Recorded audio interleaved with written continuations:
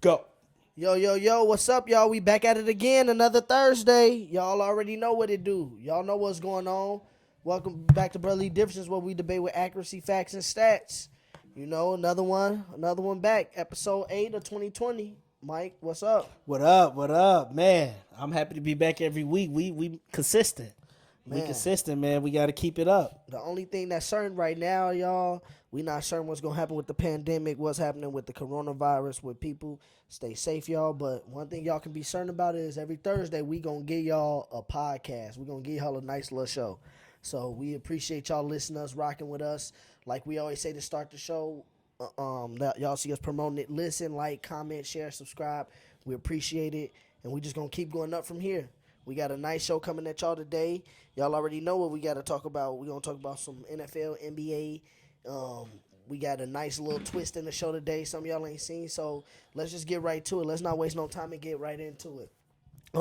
So to start off the topic today, we've been saying, tonight, they're going to bring out the NFL schedule. So that's good. Status as quo. They pushed it back a couple weeks. But us football fans got something to listen to. So I'm in the football mode today and to start off the show. So what do you think? The first question I kind of want to ask is going into this year, I'm getting excited now thinking about fantasy. Who is your top 5 wide receivers going into this year? I'm gonna go. Mine gonna be quick. I'm gonna start. I'm gonna go 1 through 5. Michael Thomas is the best receiver in the NFL right now. Yeah, going into this year. I'll give him number 1. You can go based off body of of last work. year. You go based off of body of work. You can Playoffs, go off of what they you kinda projected, but got we don't in want to there. see no weird projections. But Number 2, I'm gonna definitely go DeAndre Hopkins. His hands is crazy. Okay. It's gonna be weird to see him in Arizona. We gonna talk about. We need to do an NFL special like during July, August, and go through all the teams and stuff and just see what we think. But him in Arizona may be Don't nice. trip, that's coming up. Number 3, he said, chill out. On it, it's coming up. Dave Julian Edelman had 100 receptions Let me last know year. what y'all really want. Look, let me know what y'all. Yeah, and I know people talking about Brady's struggle, but let me know what y'all really want, people. That's what I'm saying. You hear my brother. Number three, Julio Jones. Number 3, Julio. Number 4, I'm gonna go with Keenan Allen, and number 5 is between. It's tough for me. I ain't gonna lie. It's tough. It's between Amari Cooper. When I was looking at number 5, I kind of struggled with that one too. I might go Amari Cooper. I ain't gonna lie. I might go Amari Cooper because I don't know. I think he better than Jarvis Landry. His speed, I think he can catch just as good. And he's dynamic, and I'm gonna put him over. Who was the other? It was Jarvis Landry, and who else? I'm gonna just go ahead and put Amari. That's why I got him better than Jarvis Landry. Over Juice, yeah, you got him over Juice. Yeah. But it's crazy that Travis Kelce had 97 receptions. Man, he had tight end, and Chris McCaffrey had 116. But what's your top 5? So wait, real quick, mine is Michael Thomas, Michael Thomas, DeAndre Hopkins, Julio Jones, Keenan Allen, and Amari Cooper. Well, that's crazy because we agree on the top 4. I think you stole mine. No, I got Michael Thomas number 1. Man. I'm my own man. I got DeAndre Hopkins number 2. I got DeAndre Hopkins. All right, I got DeAndre Hopkins number 2. I got number 3, Julio Jones. He had a nice little bounce back year last year. Number 4, I got Keenan Allen. Keenan Allen, to me, if we break it down in different receiver categories, he's probably the best route runner of the group to be the size he is and the running routes he run. Really underrated. Keenan Allen don't get enough love, if you ask me. I agree. And then 5th, Who his quarterback? Keenan Allen. It was Phillip Rivers, but now he got a new quarterback. But I'm saying, who was his quarterback last year? I think the craft of what he does, I think the craft of what Keenan Allen does, he's going to make the next quarterback even be able to grow because, like I say, he's somebody that just gets open. Phillip Rivers is a great quarterback, but I'm not going to sit here and act like Phillip Rivers made him. They were good together. True. He gets open. So, Phillip Rivers was nice, but he gets open. But to get back on topic, because Mike likes to throw people off topic when he know he going to get cooked. Stop. 5th wasn't that hard for me. No, it wasn't Amari Cooper. Had he been injured, if he was healthy, I would put Mike Evans there, but he didn't finish last year. Yeah. 5th, I got Jarvis Landry.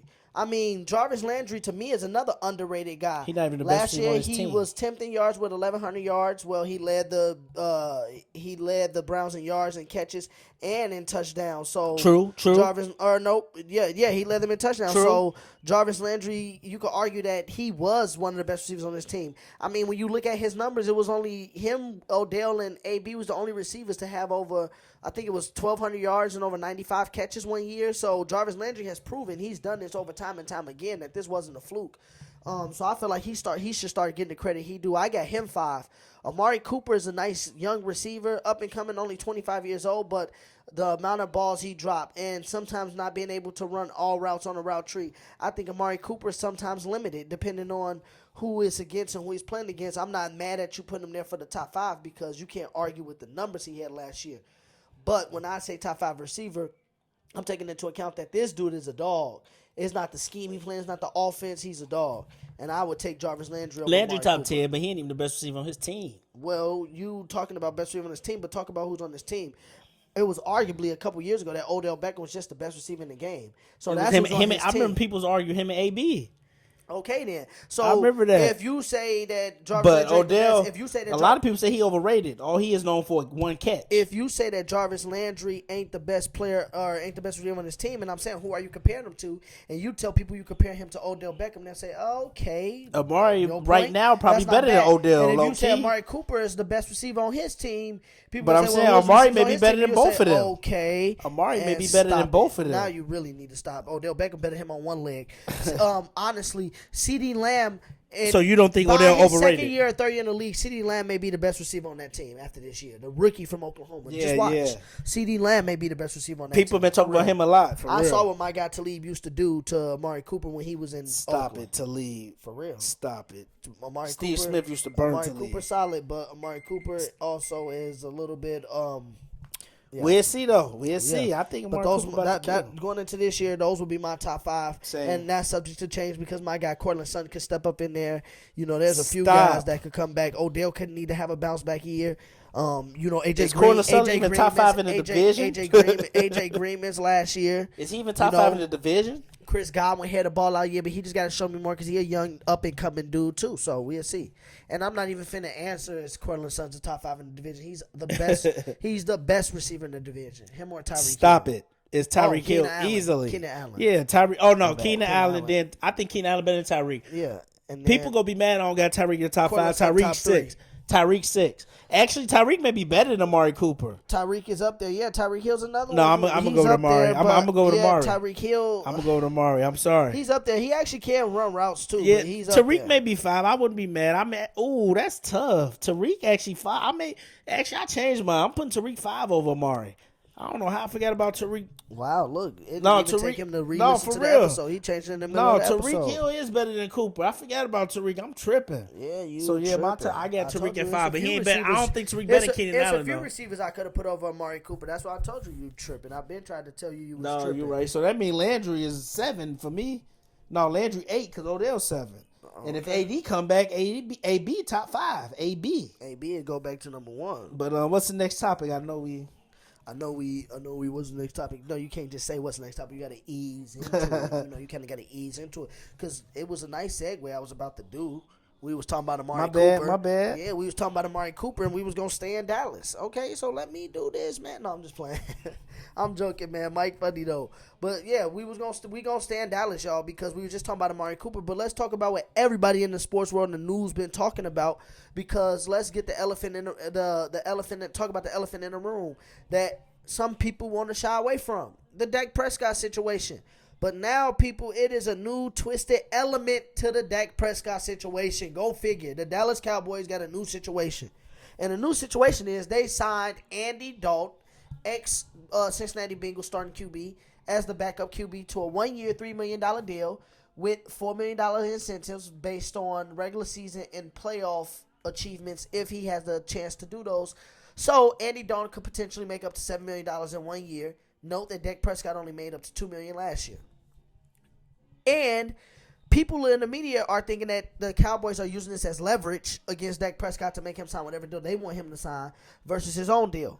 So, should Dak Prescott be worried that the Cowboys sign Andy Dalton? Or what do you make of this whole Dak Prescott, Andy Dalton, and Cowboys ordeal, Mike? Man, Because you had I don't know where you was at with this. Where you at with this one? I'm thinking that what you said. I think Dallas is basically saying, dude, you better give us what.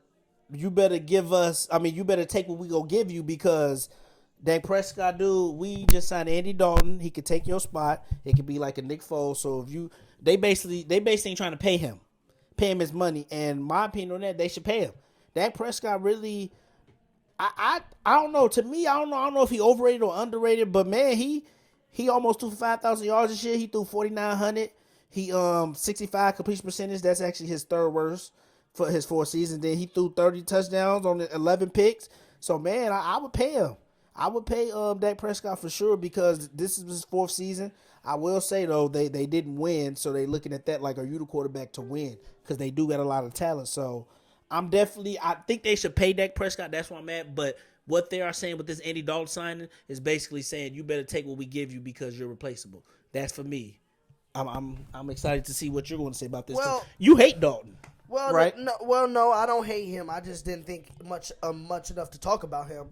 But to go to a few of your points, to piggyback on a few of your points, the thing about Dak, you said they didn't win, but I don't want to hear Dallas say that he didn't win, so they're trying to hold the money against him. He's been in the league for 4 years. He's been in the playoffs in 2. He has 3 playoff games. He had 1 bye week in the playoffs 1 year. Remember that? Tony Romo has never made the playoffs, or Tony Romo got his money when he missed the playoffs consecutive years, which means multiple years. Dak Prescott hasn't been multiple years where he missed playoffs because he's been every other year. So he has been in the playoffs twice, which is almost as much as Tony Romo been there for a longer period of time that he was there. Tony Romo made, 3 or 4 playoff appearances and was there for, 10-plus years? So, and y'all still pay him? So I don't want to hear Dallas saying that that's their criteria. That's first off. Is winning is a criteria because it wasn't when it was considered Tony Romo. Yeah, that's a good point. Because Dak Prescott went 13-3 as a rookie, and he threw 23 touchdowns. He took Tony Romo's job, and you was mad about that. Yeah, I was. It's weird. So that's what I'm saying. He had 229 yards per game. So quick. So what I'm just saying is now they're using things because now I'm just saying Dallas is doing stuff. Dallas, to me, is putting their own foot in their mouth. Dallas is getting in their way. And this is typical Dallas. Because, no, do I think much of Dak Prescott still? Do I think he's a top 5 quarterback that some people try to make him, or a top 7? No. I don't think Dak Prescott is that good. Do I think he's better than Andy Dalton? Yes, I think he's better than Andy Dalton. But it's not by much. But I think with this team that they putting around Dak Prescott, the Cowboys got some serious weapons. We just talked about Amari Cooper. Now you add CeeDee Lamb, an electrifying player who, was in college, but I think is going to translate to this game. Michael Gallup, who balled out his rookie year, showed you that he got more to come. Ezekiel Elliott. Then you got Bruce Jarwin, the up-and-coming young tight end, the speed up the middle, who about to be in his second year, who got a lot of snaps and learned under Jason Witten. So the Cowboys got weapons in place. The defense side of the ball is looking nice. So why not pay Dak? Show these young players that you got, that you paid Ezekiel Elliott, you paid Dak, that you would take care of them. Because this is going to mess Dallas up for the future if they can't take care of their quarterback. Because Dallas is putting them under the franchise tag. What do you think Ricky's coming in and is going to say? They're going to say, I've been a model citizen. I performed on the field. I've done everything you've asked me to do. I've outperformed my rookie contract, and yet you're still trying to do things tonight. Give me what I want. And I'm not asking for too much. I'm asking for money that other players are getting that hasn't done as much as me or done as much as me. So I don't think Dak is in the wrong. I think getting Andy Dalton, I'm not mad at the Cowboys for getting Andy Dalton. They got to look out for them as a franchise. And I think that it would be a disservice had you not tried to go out and had a best chance to win. If Dak get hurt, yes, get Andy Dalton to come in and take over those games because he can still win games. Maybe he could do what Nick Foles did with the Eagles.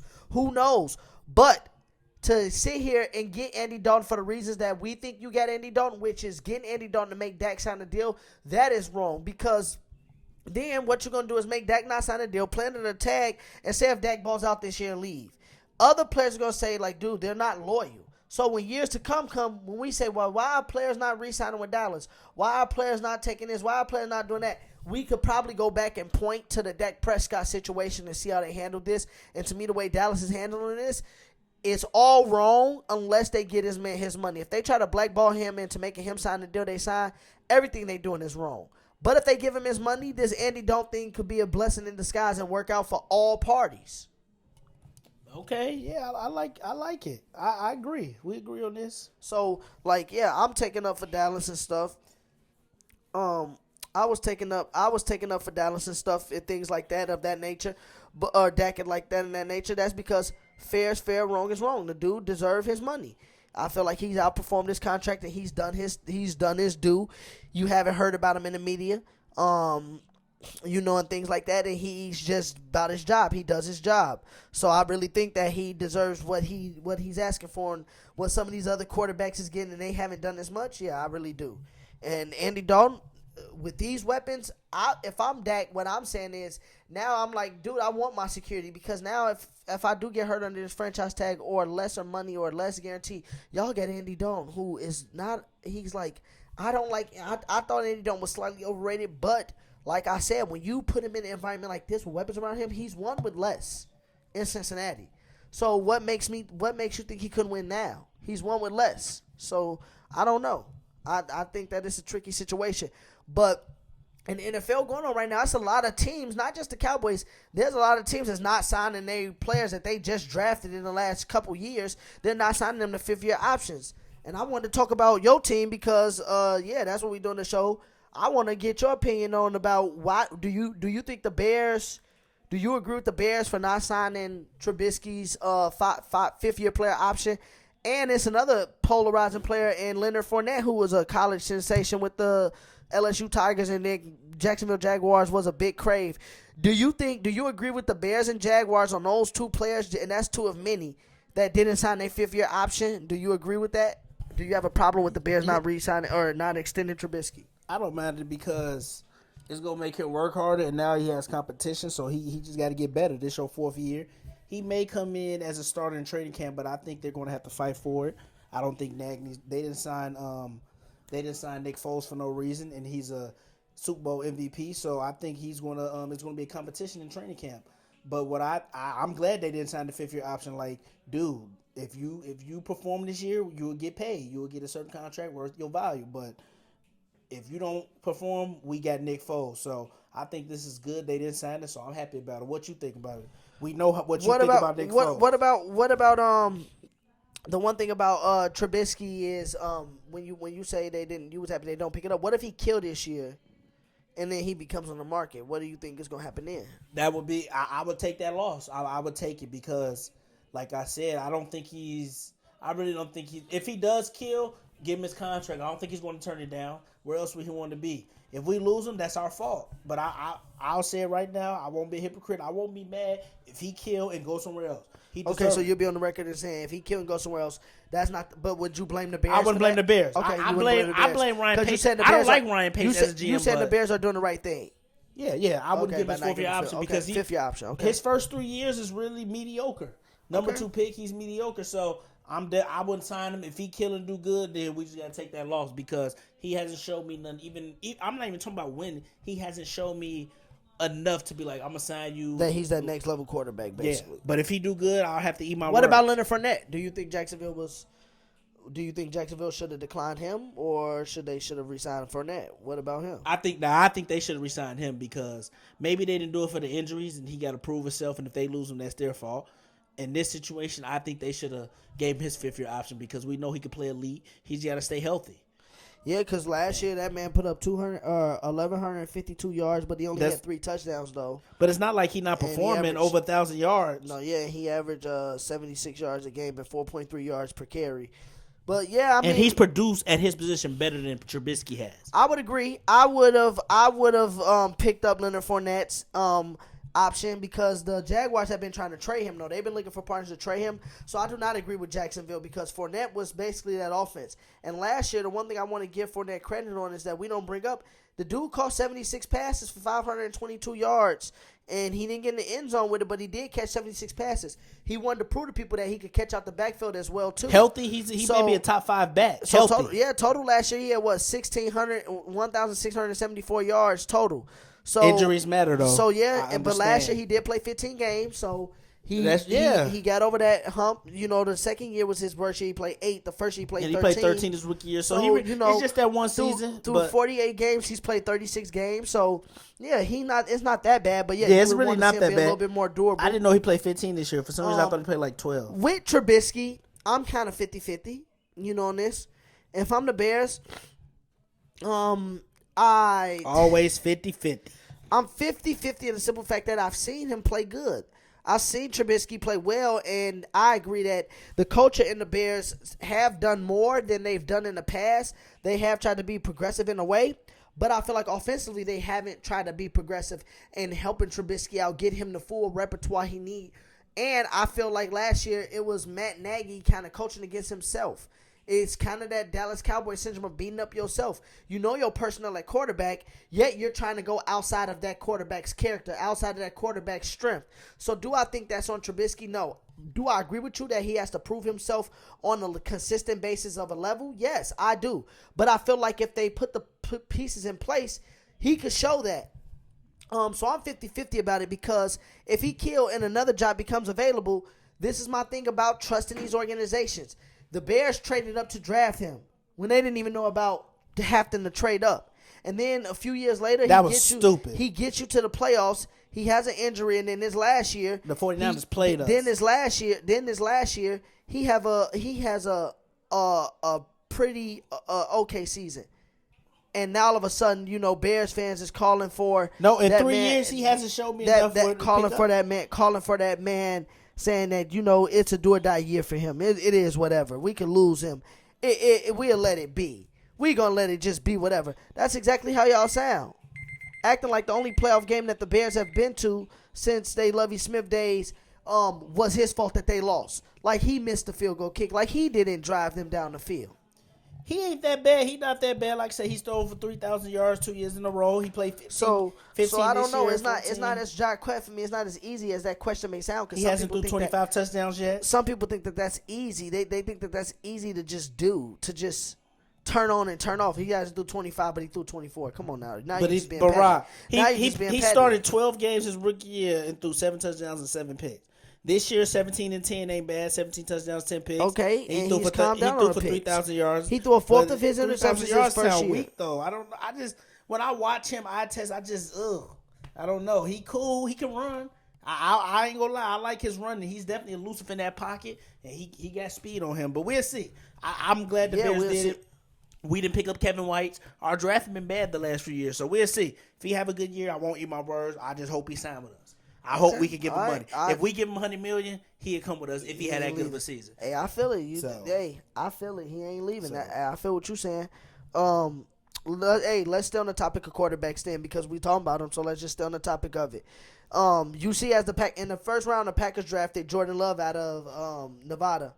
Jordan Love, big, strong arm. Some people try to compare him to Mahomes, kind of the tall gunslinger type mentality. Can kind of move out the pocket, a little bit more mobile quarterback, a little bit bigger. Taller, stronger. The Packers drafted him with their first round pick. People were so mad in Green Bay. Green Bay fans feels like Green Bay trying to sabotage Aaron Rodgers because they didn't draft no receivers or no nothing to get him, Devontae Adams, and that running get Jones some help. So, do you think Aaron Rodgers has the right to be upset with Green Bay Packers management? Yeah, I think he has the right because, like I say, he's getting older. He's not ready for rebuilding, and I will understand why he's mad. That's the way he became quarterback, if we're being honest. But I see why he's mad. After 3 years, though, bring that up. Bring the context up, though. But I'm definitely not mad at it because it's like, hey, I want win now. I don't know. What did he want? Did you think he wanted a receiver? Because if you're getting older, you don't want to develop with a receiver. So Packers looking out for themselves, but Aaron Rodgers has the right to be mad because he wants to try to get like you said, this was a deep draft for wide receivers. So I don't know. I think he has the right to be mad, but Packers has the right to do what they want because that's how he became quarterback. Because the Pack in 05 draft, the Packers drafted him, and Brett Favre was there, and they had a bad season that year, but still Brett Favre was still like, okay. I bet he thought like, "Dad, why y'all drafting a quarterback? Y'all trying to get me out, so they ain't doing what he doing. They doing what they did with him." So yeah, to me, Aaron Rodgers can't be mad about this and pout about it. I mean, I like how Carson Wentz is handling his situation in Philly when they drafted Jalen Hurts. to me, Green Bay has to look out for themselves. Nobody is coming in and saying Jordan Love's going to compete with Aaron Rodgers. We all know Aaron Rodgers is going to have the starting job. But he probably want to get the team better, draft a good receiver. We understand all that. You could get the team better getting a receiver. And they still could have got receivers because it was a lot of receivers available to them. The Packers had more glaring holes than just receivers. Aaron Rodgers, how about you start doing things that they're paying you to do? Since you're Tom Brady, since you're better than Brady, win without top receivers. Develop some of your young receivers because you have young weapons there. Max Kellerman, you say he's the most skilled QB ever. You have some young weapons there, so develop those young weapons. But you can't get mad at Green Bay for looking at themselves. Aaron Rodgers is what? If I look at his age right now, Aaron Rodgers is what, 36 years old? I think he's 36. He'll be 36 coming into this season. So it's like, dude, you got what, 4 years at your prime? Yes, 36 years old. You got 4 years coming into your prime. You'll be 37 this year. He'll be at 37 the end of the this year. season. So, he's born in 83. You'll be 37 towards the end of the season. So it's like, yeah, you got what, 4 good years left, 3 or 4 good years, maybe a little bit more if you want to play a little bit longer. What if he like Brady? How old Brady about to be, 43? But are you going to be winning? It's like, then think about Aaron Rodgers. He's only been to one Super Bowl throughout his career, so it's not like the dude has been just winning games off the chart to make you say, why are we doing this? And even New England did it when Tom Brady was winning. Jarrett Stidham was getting drafted. So he's not the only person that's going through drafting quarterbacks while you're still trying to accomplish your goal. Yeah. So he just needs to be a mentor to this kid, show this kid, because if he really about Green Bay football, the object is to leave it better than it was when you found it. And if you leave it like Aaron Rodgers is tended to leave it, and this Jordan Young guy takes off, that's going to do nothing but heighten your legacy. Because people are going to say, well, he learned under the great Aaron Rodgers. So why wouldn't you embrace this? And I'm not saying he hasn't embraced it, but from reading some of the shows and watching and reading some of the reports, it sounds like he kind of got reservation about showing this kid anything or being around this kid. Yeah, he ran the 4.5. That's some decent speed for a QB. And he about 6'6", big body kid, nice strong arm. Don't make all the best decisions, and that's why learning under somebody like Aaron Rodgers, who makes the right decisions 90% of the time, who barely makes any. He went to Utah State. Would be good. Jordan Love, yeah, Utah State. My fault. I said Nevada earlier. Yes, he went to Utah State. That was my bad. Same division though. Mm-hmm.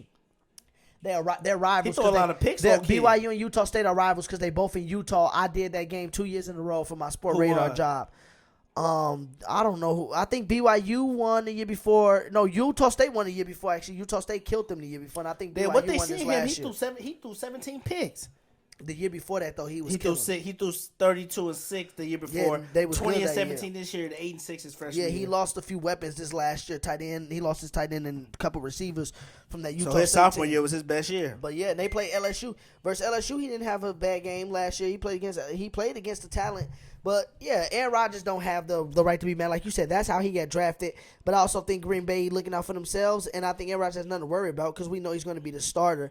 Now, the one thing he can't be mad at them about, be starter, but he wants probably talent coming in. But that's what I will say. If he's going to be mad at anything, the thing I would be mad about. My point is the thing that I would be mad about personally is the fact that this was a heavy receiver draft. It was receiver field, receiver loaded, and you didn't go after the receivers. You didn't go after like a lot of the big guys on the board when they were available to you. That would be my issue if I was Aaron Rodgers. Yeah, I understand that. This was a receiver-laden draft, and you didn't go after none of the big-name receivers that you could have went after. You instead, it seemed like you're trying to spite me and go after all these other things when we could have just got me one more receiver and then went after all this other stuff still. Because I'm pretty sure the Packers got a person on the roster, a spot on the roster right now that they're like, oh, man, this player probably won't even make it. We probably don't need him. Versus a receiver, our franchise quarterback need him. So in that regards, I can see if he was mad about it. But if you're just mad about them taking that quarterback, no. You got to get over it and stop pouting Aaron Rodgers. I'm sorry. If that's true, my friend, you got to stop pouting. And let's stay on the football here to wrap up the football topic. We're going to kind of do a preview of what Mike talking about, what Mike brought up earlier, that we should do, what we should talk about, dissect all the football teams and bring up all of our criteria and what we think and what we predict. But we're going to kind of give y'all a little snippet of that right now because we're going to lean over to the AFC East. As we know, Psycho Tom, the GOAT himself, is out QB GOAT. Whatever you want to say. I knew he was coming in with that bull. But the GOAT, whatever you want to say, is out of New England now. He has a new home in Tampa, as we all know. But not only does he have a new home in Tampa, so he took his boy Gronk to Tampa with him. So That's they crazy. took a lot of firepower away from New England down to the south, down to the state of Florida. So what do you expect New England to do this year? Do you think they could win the AFC East, or do you think they can make the playoffs? What do you think the Patriots are capable of doing this year? Man, I don't know. NFL, you never know, man. I'm say I don't know. I'm gonna say if I had to do an over under 8-8, I would say under. They probably go 6-10, 7-9. But to be honest, if they made the playoffs, I wouldn't be shocked because, like I said, they still got a good defense. And like I say, Belichick, people say he got that system. A QB can come in there and do what Tom Brady do. But I'm gonna go under. I'm gonna be confident in my answer. I'm gonna go under. They gonna go 6-10. I won't even say 6-10 or 7. I'm gonna say they go 6-10. It's not a knock on Belichick. He just rebuilding again. But it's man, there's gonna be a fight on Twitter for sure. People gonna talk about Tom Brady. They gonna compare Brady and Belichick all year. But I think Patriots go 6-10. What do you think? I'm shocked. I want to see what you gonna say. I think you gonna go opposite of what I said. Well, I'm 50-50 on this. I'm really am because So it is the system. No, I I'm think just kidding. no. Kidding. I think I'm 50-50 because the lack of the talent there is around the AFC East. The only team that I think is So for Brady sure, was playing the weak divisions. well, but that doesn't matter because he dominated them, and then he dominated other competition.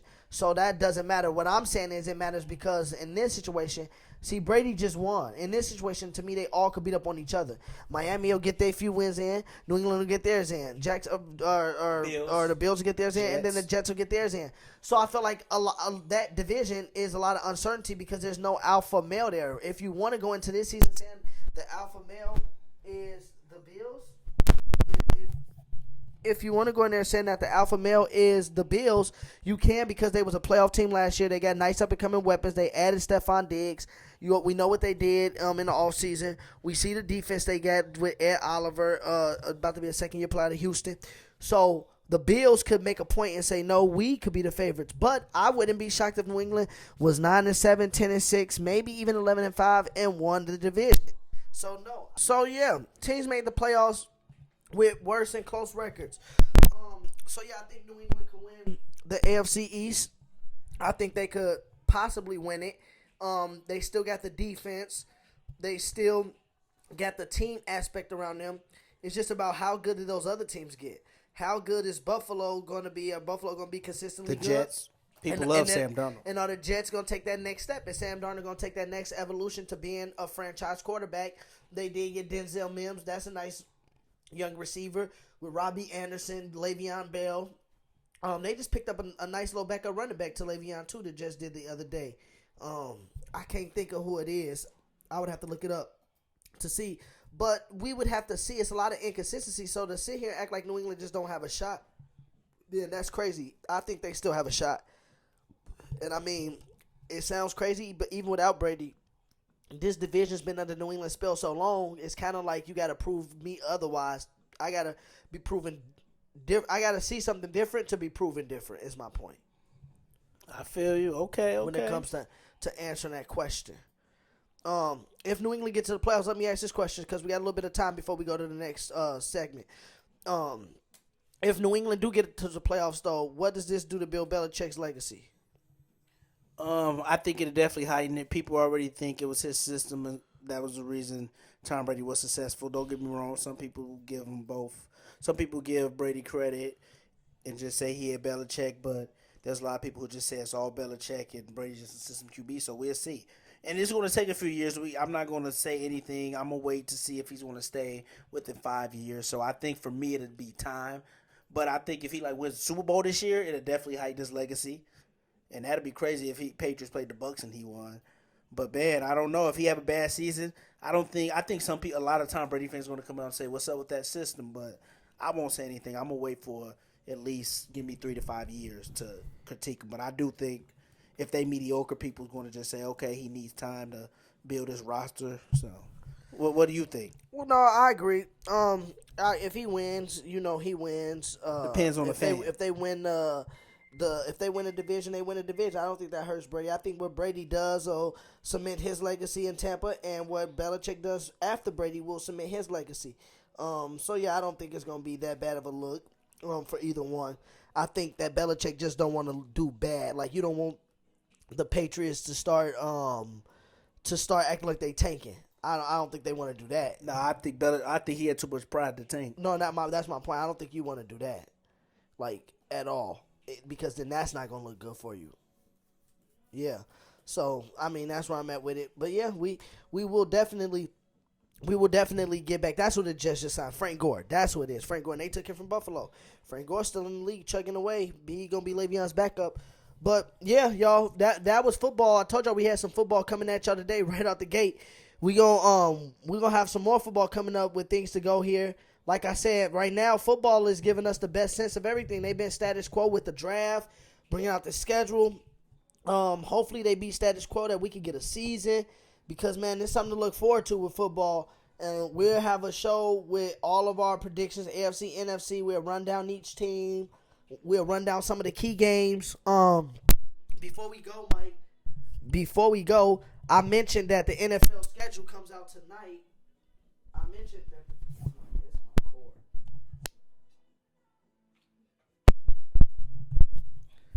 mentioned that. the NFL schedule come out tonight. What games are you looking forward to? Man, I heard week 1, the Saints supposed to play the Bucks. I'm definitely looking forward to that. Brady versus Breeze. Man, Brady's first game. That's probably going to be on Monday night or maybe Sunday night, actually. I'm definitely looking forward to that. Another game I'm looking forward to, believe it or not, is out of my division, and this AFC team. I'm actually looking forward to seeing. Do the Ravens will play the Chiefs this year, no matter what. Yeah, Ravens will play the Chiefs. They both got first place, and if they play each other's division, so I'm looking forward to Ravens versus Chiefs because Mahomes and Lamar had the 2 best seasons probably for quarterbacks last year. They young, and that people thought it was going to be the AFC Championship. I'm going to be looking forward to that game. That's another game I want to watch, and I would definitely love it. But I want to see what I was going to say. Them the 2 games I want to see. What about you? I want to see Chiefs Broncos. You already know, because I want to see how we fare versus Super Bowl type talent. And then I also want to see the Chiefs Bucks, because the AFC West plays the NFC South this year, so I want to see that game. To see some fireworks, because some people think that could be the Super Bowl preview, and it could be, if it's in Tampa, that's going to be their first home game. So I want to see Chiefs Bucks, Chiefs Broncos, and people going to be like, dang, you want to see a lot of Chiefs games, but when you the Super Bowl champs, you the hunted. So yeah, I want to see that too. That's what I want to see. But yeah, that comes out tonight, y'all, so stay forward to that. The NFL schedule comes out tonight. We'll be able to see that, circle some games that you're looking to see, some of y'all rivals, and yeah, stay forward. Look forward to some conversations coming up in the future here about the NFL when it come to me and Mike. All right, now to the segment that we've been, that everybody been waiting for, and I messed up because I said we was gonna do this segment first today, but my head was everywhere, so we just gonna put it back in we put it back in the order that it was in. Let's talk about it. All right, we've through 6 episodes now. We got 4 episodes left. Y'all know what it is. Y'all know what's going on in The Last Dance. Y'all already know what time it is. Left. So it's 4 episodes left of The Last Dance. So we threw 6 episodes. They kind of talked about MJ's gambling a little bit. They heightened that up, what he did versus the Knicks in the conference finals. And then now we on the part where he is on top of the world right now with his 3-peat, winning titles.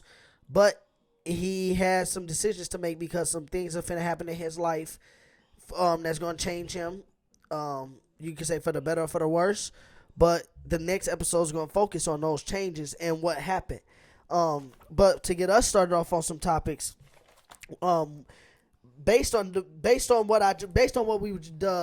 I just led us into, based on what they've been talking about, this next topic that we want to talk about, it kind of is based on a lot of the stuff we go through now, because people bringing up Michael Jordan, they think Michael Jordan will falter with today's society, because they're saying the media ran him out after them first 9 years, first 9, 10 years. The media ran him out. Yeah. That made him not want to play. Plus a lot of other stuff that we're gonna see in these next episodes that happened in his life was a big factor in that too. But to get to the media point of it, Mike, do you agree that could MJ survive in today's NBA world with social media? Do you think that it would be a problem for him? Like people saying the scrutiny that LeBron and other players got to go through. Do you think that would take a toll on Jordan's game the social media of today? No, I definitely don't think it would. I think it'd be the same. People would, if he was in social media, he would be just like a Kawhi Leonard. Kawhi Leonard don't have social media; he ignores it. Like we said earlier, James Harden ignores it. James Harden gets criticized a lot. So I think some players will be able to handle. He would be able to handle it. The media will be all over him like back then, and he may retire even in today's era. But he did just three-peat. And hey, like I said, I don't think he should retire. But hey, you don't know people's mental, so he went out as the best. Like I said, to me, I respect him because he sacrificed stats. That's 2 years of stats worth right there in his prime. So he three-peated. I don't agree with it, but hey, he did it, and he's still the GOAT with it. So I don't know. I think he'll be able to handle social media. He got crucified back then. People, it's just now he's retired, so people think like people overrate his accomplishment. We act like he never had bad games and stuff. He'd had bad games. He's lost before, but we also have to. What does that have to do with the question? No, I'm saying. Oh, you talk about because the media talk about bad games. Because the media talk about bad games, and I'm saying, my bad. And I'm saying he'll be able to handle it. I think he'll be able to handle it because people got on him back then. And even though it's heightened, social media will help him also. People will go over his good stuff. So I think Jordan would be like a Kawhi. He wouldn't have as much social media. He wouldn't interact with it like he doesn't now. What do you think? Yeah, I think Jordan could survive in today's world with the NBA. I think Jordan could survive in today's NBA with social media. And the main reason is what you just said. That's what we talked about today off the air. When I brought up the Kawhi, the James Hardens, and then even Kobe, when Kobe was still in the NBA at the tail end of Kobe's career, the last 10 years of Kobe's career, social media became a big phenomenon in the last 8 to 10 years. So I think that Jordan easily would have been able to, Jordan with the mental toughness that he had and things like that, I think he would have been able to block social media out because he was so mentally focused on his craft that I think he wouldn't have had time for social media. Just like he didn't have time for the media back then. The reason why the media got to Jordan is because he had the NBA season. So they had to see him for 82 games and then the playoffs with that 6 months of time.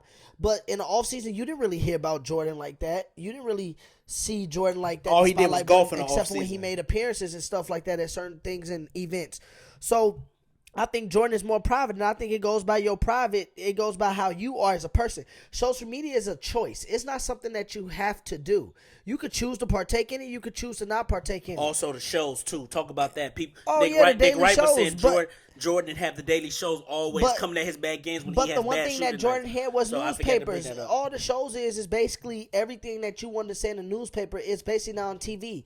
They read the newspapers. Jordan and them, you have footage of them reading newspapers and seeing what columnists said and for sure what journalists said, what beat writers said. Sam Smith wrote a book on Jordan. So that's what I'm saying. They had those things. It's just now, social media has different things, different aspects of. We have talk radio, we have talk TV, we got podcasts, we got this, we got 24/7. It feels like we have more instant access, but back then they just had to take longer to gather the access. But they still had access to them. They still and what a point I mentioned, even to you off camera, that I mentioned to people or off air. But the point I've been mentioning to people is we got to stop saying that Jordan couldn't survive in this time because you got to think.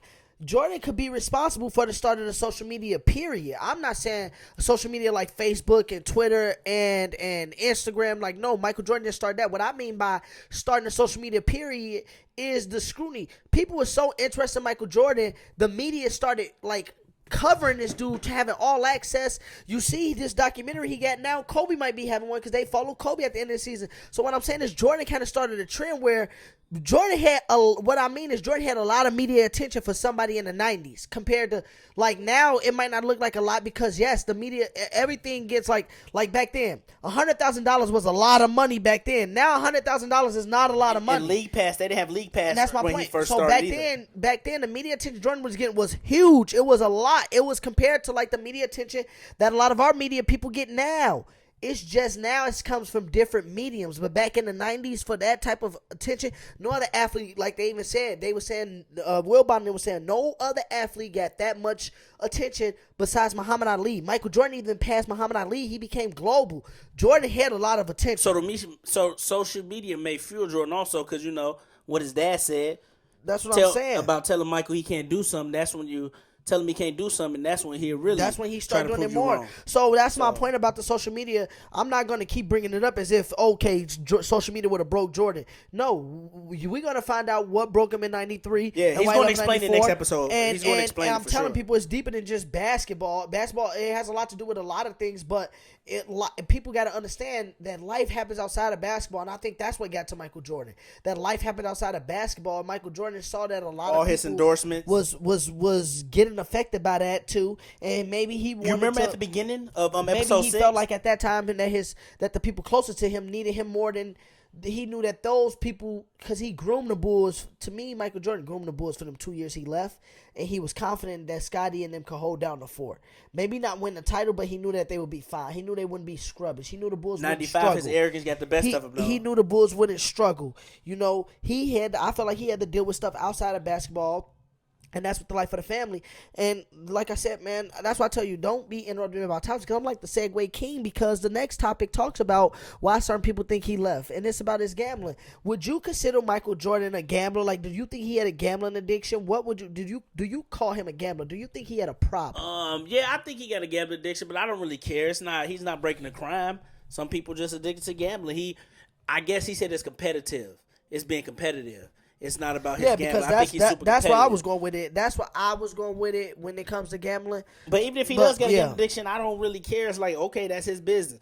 It don't have nothing to do with him on the court. Like I said, he was still performing. It's just they saw him at Atlantic City gambling between games He after they wasn't lost. doing nothing illegal gambling, right? You don't So think that's why I don't care. But I what if think the he do got a gambling gambling wasn't? addiction. No, I'm saying, what if the gambling? You don't have a problem with it because you're saying he wasn't doing nothing illegal with the gambling. He wasn't doing nothing illegal Nothing with it. illegal. He was being legal. If he was, So he was being within his rights. I get you. yeah. A lot of people say gambling is the reason he got suspended. People say he got suspended. He didn't retire. It was like a year and a half long suspension. Yeah, I've heard that. I've heard that game. conspiracy theory, and that's what I said. These next episodes are gonna be good to talk about Yeah, because I want to know what he going to say. they was addressing that today on Get Up. They was addressing the conspiracy theories of why Jordan left, and the lady was saying that her husband's been I think he was an executive for ESPN, the guy that was talking about it, but he said he don't believe in that conspiracy theory. He think that Jordan left for the reasons the reasons I was alluding to, kind of with the family, et cetera, et cetera. The tiresome of the gruesome of the season and all that type of stuff. But do I think Jordan had a gambling problem? No. The reason why I don't think he had a gambling problem is because that was my main point, and that's why I asked this question. People who I think have a gambling problem, it's an addiction where I feel like it affects their family, it affects their work style, it affects their lifestyle, it affects their life. And gambling never affected Michael Jordan. I feel like gambling was a hobby for Michael Jordan because he used it as competing. Mike, I tell you this all the time. When I'm playing against the guys, you be saying, Rod, you bet too much. Too. You say, Rod, you bet too much. When me and the guys play, me and my roommate Joe, when we first met each other in college, people could call us gambling. We used to play 2K for food. Basically, like if Joe lost, he had to order food. If I lost, I had to order food. We get to pick Chinese food, pizza, whatever. We ordered it. We had a certain limit, certain threshold. But dude, we played some weeks we played like 10 games a week. So you think about that, if we order food, and then when I would order food for him, I was buying myself food. So you think about that, if you're spending $15 to $20 and you playing 10 games a week, say you lose all 10 of those games, that's $200 in a week. And we was college students. And I didn't look at it as neither one of us had a gambling addiction. We was competing against each other. We just wanted to beat each other. So we said, you know what, to make it motivated to playing a video game that's not real, and let's make it motivated competition-wise, let's put food on this. And we used to bet money. Like, that was our money, betting food. So I believe him when he say he was betting competition. Like, when I tell you, I bet people when I play Madden and 2K, you even tell me, right, you bet too much. Or I bet and say, my team gonna have a better record than you. I just like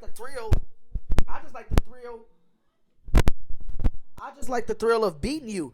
The thrill of like beating somebody and saying, oh yeah, I was right, I won, and I get to take your money. And that was a good point that Shannon Sharp brought up. Michael Jordan wanted to take your soul, and he wanted to take your money. What did he need your money for? He had money. That's what I'm saying. Like, how did he have a gambling? The dude was rich. He had money. He got off to the fact that he wanted to win. So do I think he was a gambler? Do I think he had an addiction to gambling? Like, yeah, you can say he was addicted to a hobby. We all got a hobby we probably addicted to.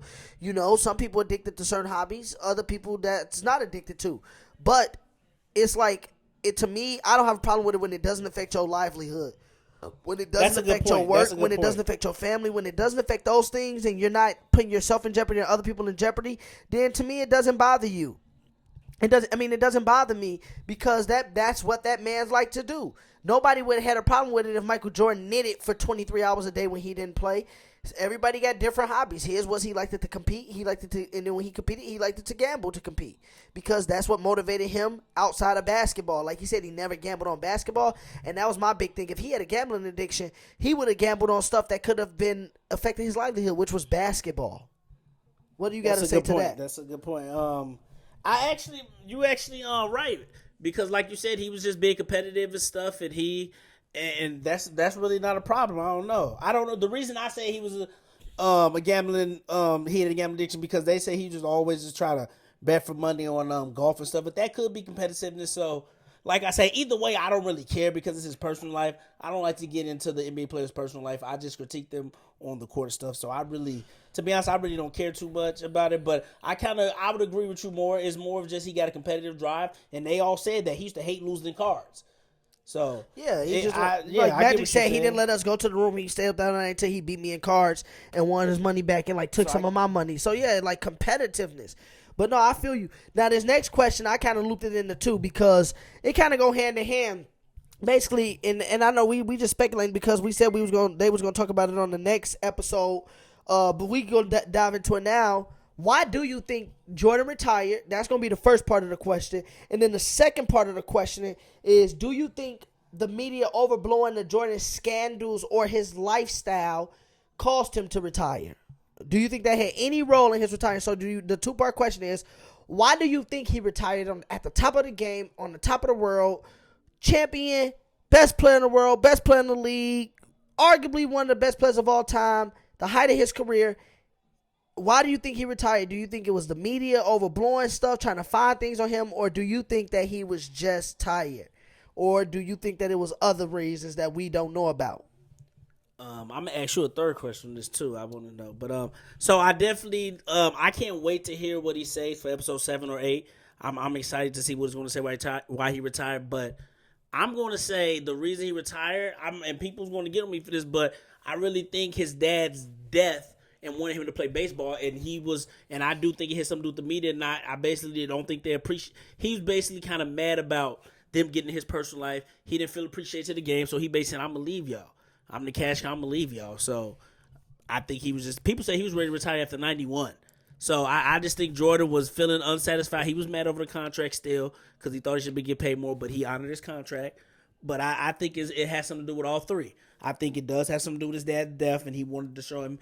He wanted to make a promise to him that he's going to play baseball. So he was like, "I'm going to just play baseball." And the media helped drive him out because like, y'all don't appreciate me, so I'm dipping. So after you answer your question, my question to you is, do you think that makes him, do you hold that against him, or you think that makes him soft that he got tired after 9 years and couldn't, and he needed a rest, and certain people play 15 straight years, 20 straight years, 17 years? Okay, so, but no. But go to your answer the two questions first. Yeah, my question is, why did I think he retired? I think he retired, like you said, because of his dad's death, and because I felt like at that point, he had been through a lot those 3 seasons. He had never been a champion. So he saw how grueling, how that took a toll on him too, 3-peating and then losing his dad on top of that. So I think that he needed a break mentally, but he also wanted to be there for his family. Because if we go back to this time, this is when Jordan started having kids. This is when his kids started being born, around this time.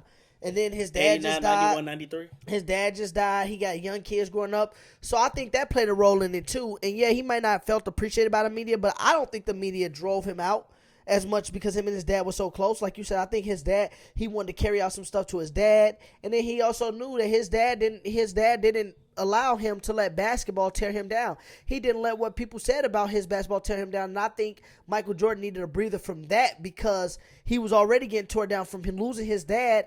And who was the main person that told him, don't let this game tear you down, it's just a game? It was his dad. He talked about that in the first couple episodes. So I think that played a huge, huge role in why he left. And no, do I think that hurt his legacy? No. Individually, I think it hurt his legacy because he could have got more total points. He could have got better averages. He could have won 2 more rings and AP-ed it.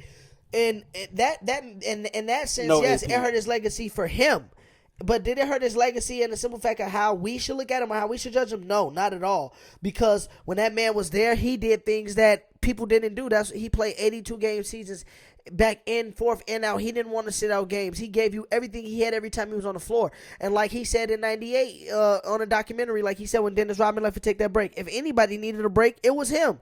So in 93 it was the same way. Michael Jordan didn't want to take a break. He didn't know what a break was. So the fact that he was able to take a break, that just goes to show people, that should give people the motivation to say, look, I could be at the top of my game and whatever I'm doing.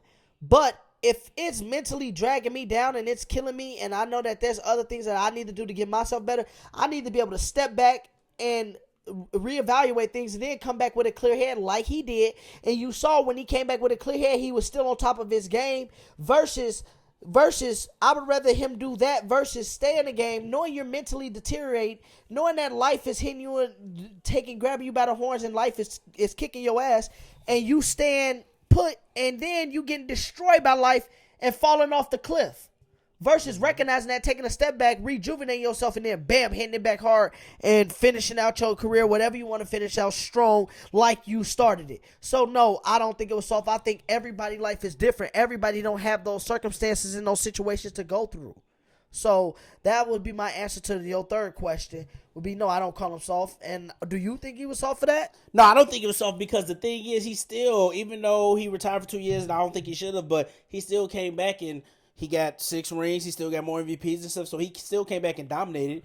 And his taking 2 years off, he still got more than a lot of people. So I don't think he was soft. Like I said, like you said, everybody different. And he just, hey man, his dad died and stuff. He needed the, I think he wanted to try baseball. And I think the media got a little bit to do because they didn't appreciate him and stuff. And they got his personal life, and he was probably in his feelings over that.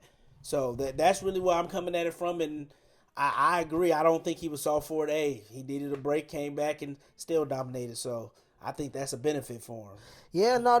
Look, this last dance segment we doing today, we talking about, like I told you, this why I feel like he could have survived in the media, because today what we talking about is what they thought about Jordan. You know, everybody didn't think he was this airness or this greatness. People used to come at him, and that's what you're seeing, that people came at him. People came for Jordan. And this next topic going to prove that even more, because let's talk about it, how the black community came for Jordan, because people said Jordan didn't stand up as an activist like how we see the likes of a LeBron James, or how we saw Muhammad Ali stand up. You know, how we see some people just outspoken about certain things. Basically the question on this topic is, should MJ have done more with politics? Like, was it his duty to do more to politics? Like, does that make you look at MJ any less, even the MJ as a basketball player or a person? Do you look at him any less for not doing more with politics with the platform he had when he had it? No, I'm not mad at him for it. I will say this: I think he should have spoke out more. A lot of people gonna say you cool, then. You. But I don't know. I'm not saying you is, but I'm saying people gonna try. No, I definitely think he should have spoke out, because you was the top athlete. You was an icon. But also, these athletes don't have a right to do anything. To be honest, to me, they don't have a right to do it. I'm gonna go with I think they should, because it's like, you have a platform. You should speak out on this stuff because you have a voice. You can alter some opinions and stuff, and you have a voice. But I will say, like, they don't have a duty to. We need to stop idolizing them so much and thinking we should tell them what they gonna do. Because, like, I agree with Jordan in the way where he said, facts. No matter what, it don't matter what I choose. There's gonna be people against me. There's gonna be people for me, and you're never gonna be right. You're gonna be right to some people, wrong to some people. But I do think he should have spoke out, and I do agree with him. He probably should have did more in the 1990 election with sending to North Carolina. But like you said, he don't know nothing about this guy. He just did his contribution and went on. Jordan even admitted he was a little selfish for it. So I definitely think I don't mind it. To me, I don't mind it. We need to stop looking to athletes. And he should have did it, but like I said, I don't care too much. It's just, like I said, to me, that's why Jordan not in the top with, like, philanthropists and stuff, with Muhammad Ali and stuff. So hey, it is what it is. What do you think? Yeah, you know me. I am all for the people, and I'll be like, yeah, you got to be out there. You got to have your voice out there. You need to, if you got this platform, you need to use it. But the one thing I can respect about people, and people going to say, Ron, ain't no but because it's Jordan, and we know how you love Jordan. But the one thing I can respect about somebody is when somebody is telling me to their face that that's not them, they're not this type of person. Like, I can respect you if you say, look, I'm not a leader. I don't want to lead. Versus, hey, put me as a leader. I'm a leader, and then you don't lead. I can respect that person and say that's not them. And that's what Michael Jordan did. He said he wasn't Muhammad Ali. That wasn't what he did. His focus was playing basketball, and basketball gave him the platform he gave. Basketball gave him the platform that he had, but his job was to play basketball. The fact that he came out and said that, all you can do is respect that. Now, would I like him to do a Colin Kaepernick service or Muhammad Ali service and say more? Yes. Because that voice makes certain people look at you in a different light. Like, okay, if Michael Jordan's saying this, then maybe we need to do some research and not prejudge or do this or do that. But the one thing, like Michael Jordan said, he came out on it, he put his face on it and said that wasn't him. So when he said it's not him, okay, at that point, I'm going to be like, I'm going to leave him alone.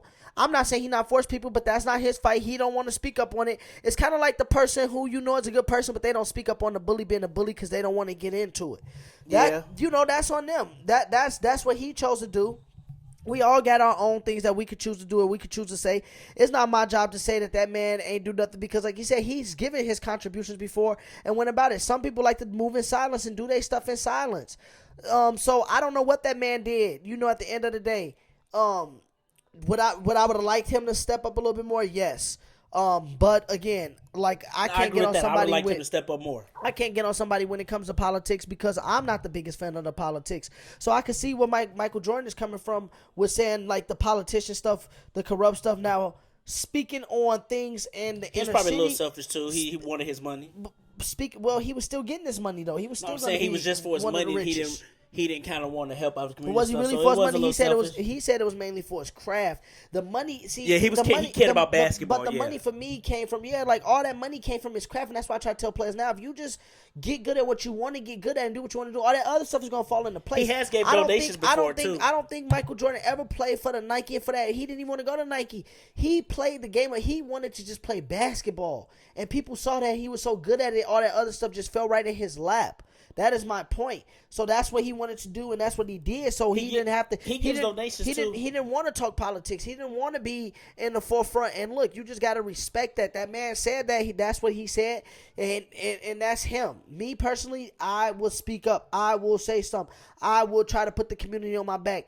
But everybody is not that way. Everybody's not built that way. Muhammad Ali. Everybody's not built that way, and I can't get mad at the next person for not being that way. I can't worry about what they doing and what they not doing because then nothing's going to get done if I'm worried about how much somebody else is doing versus what I'm doing, And then when Michael Jordan said it, if he agree with this person on this side, they gonna disagree with him. If I agree with this person on that side, they gonna disagree with me. And on top of that, he got to be a role model for millions and millions. He can't even go out with his family. There's a lot to play into this. So Michael Jordan it just seemed like he was a real reserved person. He just wanted to take care of his family, play basketball, and live a comfortable and enjoyable life. I can't fault the man for that. I like people who speak up. That's why I applaud LeBron for that. When we talk about LeBron and we might talk about GOAT, not talking about him as GOAT, but just talking about LeBron legacy, that does go a part of your legacy when you can be up in the forefront. I separate the two. And still, I do separate the two, but I'm just saying that's a part of his legacy. That's why it's a part of his legacy, but it doesn't make him go from the 7th best player to the 2nd best player. No, what I mean by it goes with his legacy is it goes that people go, okay, LeBron James was an NBA player, but then people also say, man, LeBron James was a human activist person. He was a morally correct person. On top of Jordan gambling, people don't automatically think Jordan was morally correct. We like Jordan for his basketball sense. That's the first thing that comes to your mind with Michael Jordan. When LeBron comes to your mind, it's going to be basketball, and it's going to be the simple fact that, man, he made a school for a lot of underprivileged kids in the inner city of Cleveland. So I get that in a simple fact, but that to me, that doesn't make Jordan worse, and that's just me. That don't make you a worse person or a better person. I just thank LeBron for doing what he did. And I thank Michael Jordan for being honest about the type of person he is and that's not him. That's where I leave it at. That's me. That's why I personally leave it at. And yeah, so like I said, y'all, episode 7 and 8 come on this Sunday. We got something to look forward to for a couple more Sundays. And then, it's going to be back to the uncertainty of sports until we figure out more. But enjoy these next couple weeks, y'all, because now we coming to the end of it. And I kind of don't want this documentary to end at all.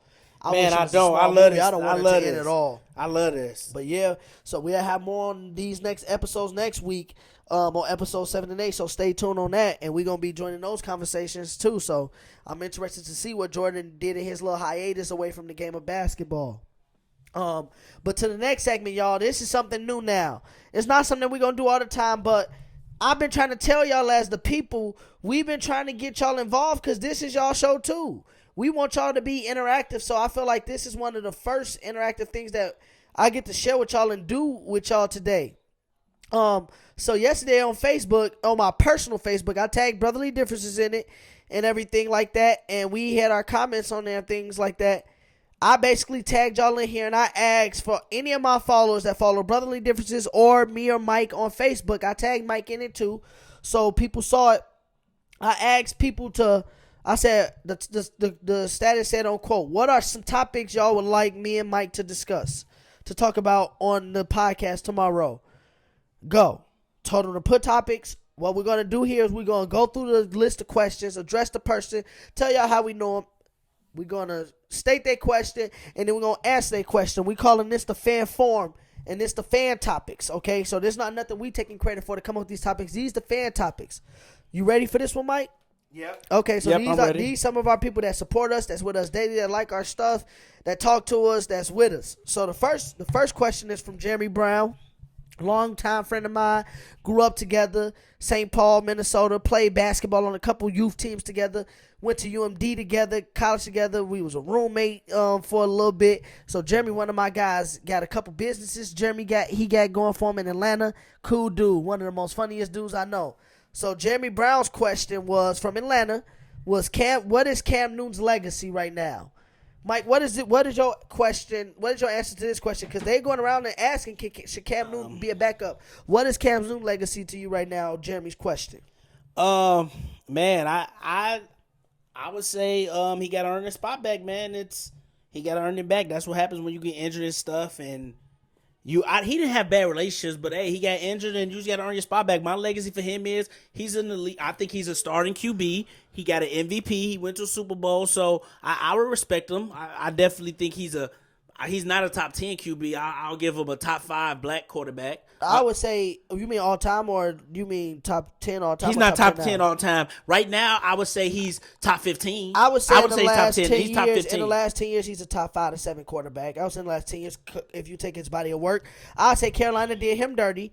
Cam Newton's legacy to me right now is how they do him dirty? Because I think he should have been able to be the starter. I like Teddy Bridgewater, but I think they should have gave him another chance to get his job back because he had been becoming a better passer. Cam Newton is a winner. That's what we can say about him. He's always have played better with less talent. So he's won at the college level. He won at the NFL level. He just didn't win the Super Bowl because he went against one of the best defenses in my Broncos that year in 2015.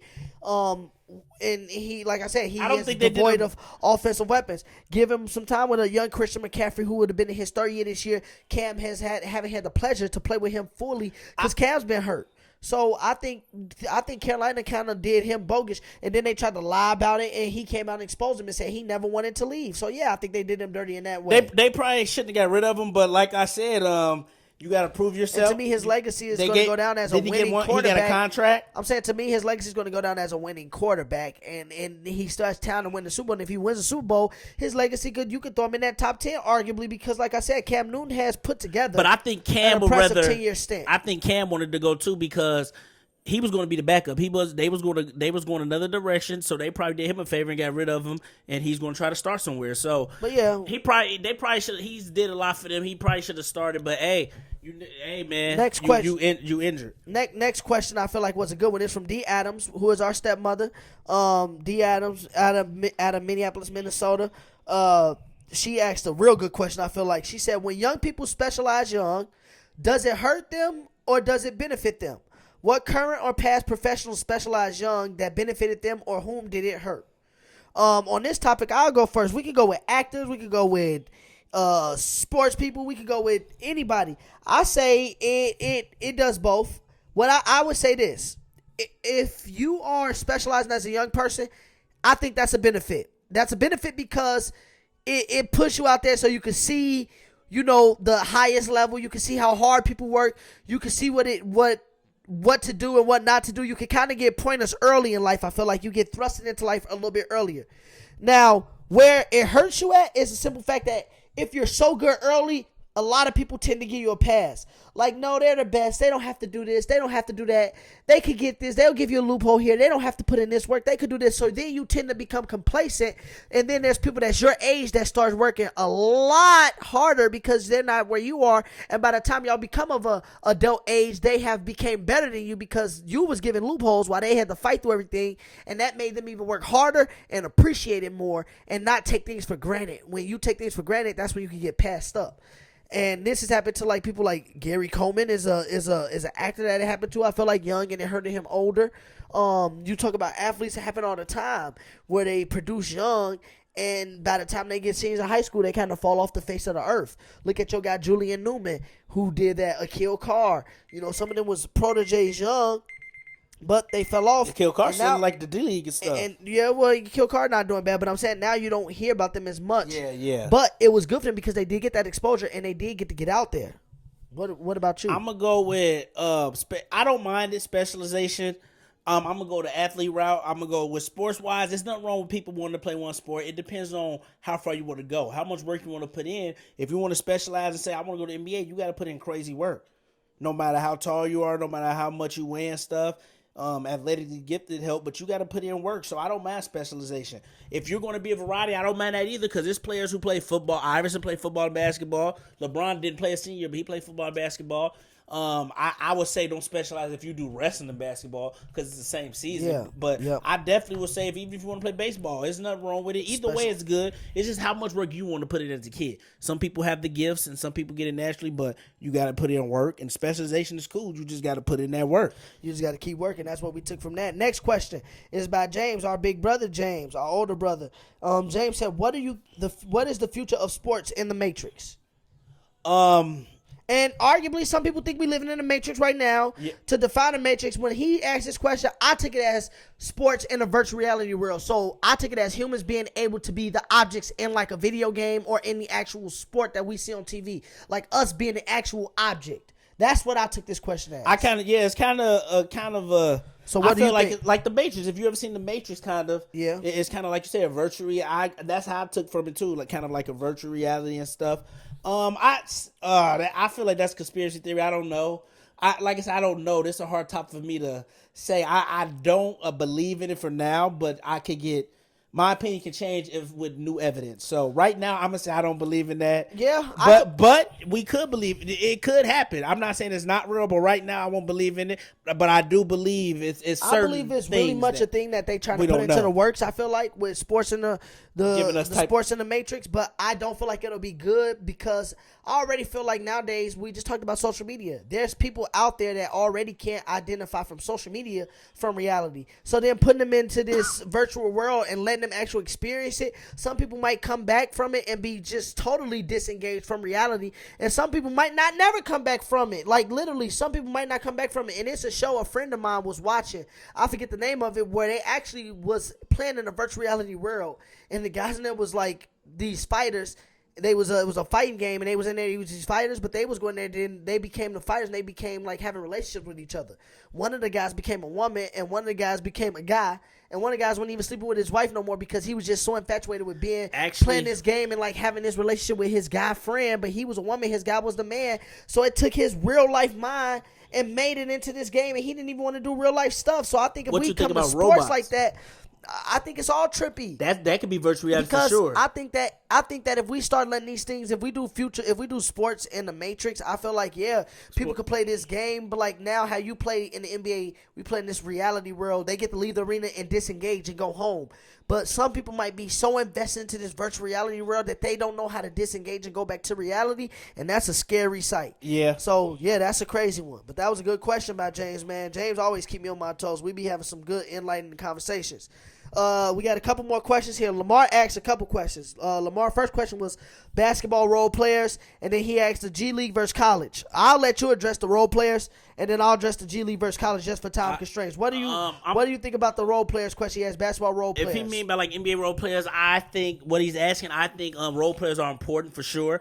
But I do think if you got the right superstars, you could be able to play. You should be able to lead any type of role players. You get the GM is going to put the role players around the star players like the Rockets and maybe even the Lakers, and then they got to be able to they got to be able to leave the role players to do their job and let them feel comfortable. So I think basketball role players are definitely important to a team, but I definitely think that the superstars you have is the leaders of the team. They have to be able to deal with the role players like a Jordan, a Kobe, and even LeBron, be able to deal with them. So I definitely think role players are important, but it depends on the superstar of the And team. Lamar's last question here was G League versus college. Now, one thing I would say about this is a great topic that I was thinking about bringing this up on our main show. I think that college basketball is in trouble. Because we already seen that a few of the top high school players coming out of this next year already said they're not going to college. They're going straight to the G League. They're skipping college. And I feel like if the NCAA basketball don't loosen up some of their rules, some of their strict guidelines, they're going to lose a lot more of these top players to the G League. Because why would an 18-year-old who like, I only got to do the basketball season, 6 months of college, I barely got to go to any classes, and I'm about to be making a few $1 million right away.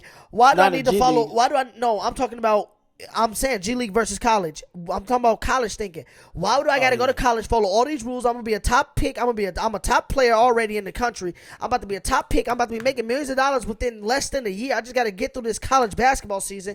Why do I need to follow all these rules? No. And you're going to be getting paid. Instead, I'll go to the G League, get paid a couple $100,000, live money, do whatever I want to do because I'm a grown man. Go to some of these cities where they probably don't even card me or do anything. I'm saying you probably go to some of these cities, they probably let you in. But I'm saying if you are a top college recruit and you're skipping college, you're a top G League player. How much didn't West Ham get $500,000? Like if you're gonna be a number one, if LaMelo Ball or something like that, if you're gonna be a number one pick, you're gonna be a top G League player. Who was that? RJ Hampton? No, what player? Top high school player? He with the G League? He get paid $500,000. So that's a lot for college kids. That's a lot. So that's what I'm saying. College need to do something where they need, like we talked about a couple episodes ago, where they need to compensate these players, or they need to figure something out for the G League. Start taking a lot of their competition away. And then the last fan question was from our Uncle Jeffrey Mason back home in the Go, Chicago, y'all. You know, Uncle Jeff had a question. You know, Uncle Jeff, one of the old heads. Happy belated birthday to Uncle Jeff. Had a birthday last week. Yeah, happy belated birthday. Uncle last Jeff. Monday, Uncle Jeff had a birthday. Uncle Jeff wanted to know, y'all, this. Now, look, me and Mike ain't bringing up this one. Uncle Jeff wanted to know. Uncle Jeff said since the Last Dance documentary, has anyone heard LeBron fans say anything regarding the Last Dance? Let me start quick. I'll be quick. Go quick. Yes, I've heard LeBron fans. They are nitpicking this still. Don't get me wrong. There are a few people who changed their mind, like Trae Young changed his mind, but they are still nitpicking it. They haven't changed their mind. So it's still bad. I don't think it'll change their mind. It'll just open their eyes to a few things. But some are still nitpicking it like a Nick Wright. Colin Cowherd did change his mind with the documentary, so I will say that. But what do you think? What do you think? Yeah, LeBron fans are coming out. You know, they trying to come out in lights of. They trying to come out in lights of other people. They're not coming out by themselves. Yesterday, one of my guys on my Facebook status said the OA Celtics would be any Bulls team in the playoffs every year. Who said that? He need to stop talking David Jones, basketball. one of the guys. You remember I said that OA Celtics team would beat the 17 Warriors team. This was his status. I don't agree with that. He said OA Celtics would beat any Bulls team, and then me and this dude named Didi, who was a hooper, we got into it. He said all facts. Jordan can't play 48 minutes of fast pace today. OA Celtics go 7 with the Hawks? He said they bench would have got destroyed. And then look, this what he said. He said, look, let myself Jordan bench. He said, who gonna stop KG Rondo running away? So, you know, the Jordan haters is out there still, but they obviously not watching the documentary, because if they would watch it, they'll be able to answer their own questions. The OA Celtics not even the best Celtics team. LeBron's not in his category. So people, they out there, they out there hate, but you know we squash them every time. We out there every time. We squash them every time they stop hating. But I would say more of them are starting to concede and understand why we tell them that there's not a conversation. Wait, but real quick, OA Celtics is not even the best Celtics team, and I ain't even talking about Bill Russell. We'll debate that for another day. Do you agree with that? We'll debate that for another day. I got to do my research. I'm not going to give an answer right now. 86 Celtics. I'm not going to give an answer right now. But we'll do that research for another day, y'all. But there y'all go. That was the topics today. We added in that fan section, so I hope y'all enjoyed that. Shout out to those people that put questions in there. Like I said, this y'all show too. So anytime y'all want us to talk about something, just throw it out there. It don't have to be sports. It could be real talk related. It could be politically related. It could be whatever topic you want to talk about. We'll try to do the research on it and discuss it, because we want all y'all to tune in. Speaking of the real talk section, we got some good topics for y'all today. You know, coming in this one of my favorite sections of the show. One of my favorite sections of the show, because it's kind of where we could get raw. We could talk about anything, and we could kind of just, I mean, the other stuff we talk about, y'all, it ain't scripted, but this I feel like we kind of could go off script. It feel like we at the card table at a card game or something like that. You know, that's what it feel like when we do the real talk section. So that's why I just like it. You know, and I feel like everybody could chime into this section, whether you don't gotta know about a certain topic. It's just about life. It's just about living life. So today I got a couple questions for you, Mike. Let's talk about arguments in a relationship. And you could talk about arguments you've seen in your personal life, arguments in a relationship. You know, we all been in them. I'm kind of going through one now. You know, arguments in my relationship, in my relationships, I should say. I be going through them daily with different friends, different people. Don't we all? But let's talk about maybe intimate relationships in a way. Arguments in relationships. What do you like about them? What do you dislike about them? What do you think work and what do you think don't work about them? I don't like arguments in a relationship at all. At all. Some people. So you don't think you gonna ever argue? You don't think? Oh yeah. No, come on. I'm with you. I argue every day. No, I'm just asking. I know you say you don't like arguing at all. I'm just saying. I don't like it though. I don't like it at all. But arguments in a relationship can be good too because it can show you certain boundaries that you're crossing. It can probably help the relationship and just show you what you want in your relationship. It can help with it's like I don't want to be with that person no more then because they not. I don't know. They just don't have what I want and stuff. So I definitely think argument relationship can be positive. It also could be negative too. So I don't like it, to be honest. I try not to argue. I always try to be positive with it, but it's hard to not argue relationships, especially some people don't argue, but I know. What do you dislike about an argument? Because it just I don't know. It's just a lot of arguments is negative. I don't want to deal with negative. Like I don't want to talk about. I don't know. I always want to be positive. You said a lot of arguments are negative, which I'm not saying I disagree, but I'm saying what if there's negative behavior going about it, and you just feel like you need to talk about it, and it starts an argument. You do need to talk about the argument because communication is key. If there's negative behavior going around. But if, like I said, if you're talking about it and it continues to keep starting arguments, that leads to breakups and stuff. That can lead to domestic. You never know. So you're saying just not to break up, you just won't argue. I just don't. Yeah, I try not to argue, but I do argue for sure. I just try not to argue. That's my goal. Try not to argue. I feel it. Yeah, seriously. I mean, for me, it's the same way. But the whole thing for me is I don't like arguing, but I also don't like people to just think they could do things that they don't want done to them. And that's what kind of starts arguments sometimes. And a few times, yes, I've been on the tail end where I've started the argument. Okay, we've all been there. Where you just started because you're kind of upset or you just bring up stuff that it doesn't have anything to do with that argument or shouldn't be in an argument. But, yeah, when it comes to arguments, I think sometimes they're necessary because, like you said, it shows you what boundaries you can't cross. But I think arguments are also a good thing because sometimes it sparks things up between the relationship because sometimes you might just take things for granted or become complacent with somebody or expect somebody to do this and you got to say, no, I need to set this straight and this needs to be this. And like I said about the negative thing, yeah, arguments can sometimes be negative, but if somebody not doing the behaviors right or they're doing their own thing or whatever the case may be in a relationship, I feel like you have to speak up about it. You have to tell them about it. And if that starts an argument, so be it. And if you want to leave because I keep bringing it up or I want to leave because I say you always bring it up or vice versa, then that's your problem. But I'm not finna just be like, okay, so this is going to start an argument. I'm not going to say it. And the one thing I dislike is when you don't start the argument and then you start to get into the argument and then people try to make it seem like you're the crazy one. Like you didn't start the argument and then once you get dragged into the argument, you speak up for yourself and you go in on an argument and then now you the crazy one. That's the thing I dislike about arguments. That's the only thing I dislike about them. But no, I don't like arguments because sometimes it creates stubbornness. It creates somebody being too prideful. It creates a lot of unnecessariness at times. But sometimes it's necessary, and it's a component of a relationship. And I feel like that's what happens when you're around somebody like that. Whether it's a wife, whether it's a girlfriend, when you're around somebody, the proximity. And the amount of that proximity, that plays a role in why you'll argue. Because you're around somebody that much, that times things are going to occur. And, yeah, that's where I'm at with it. And, yeah, we got on the relationship topic today because I think relationship topics are interesting. And that gets a lot of people to chime in. And I just been seeing a lot of stuff on a lot of the sites that I be going on, Twitter and stuff like that. They was having some of these talks in the shade room the other day. So I was like, man, these would be good topics to talk about.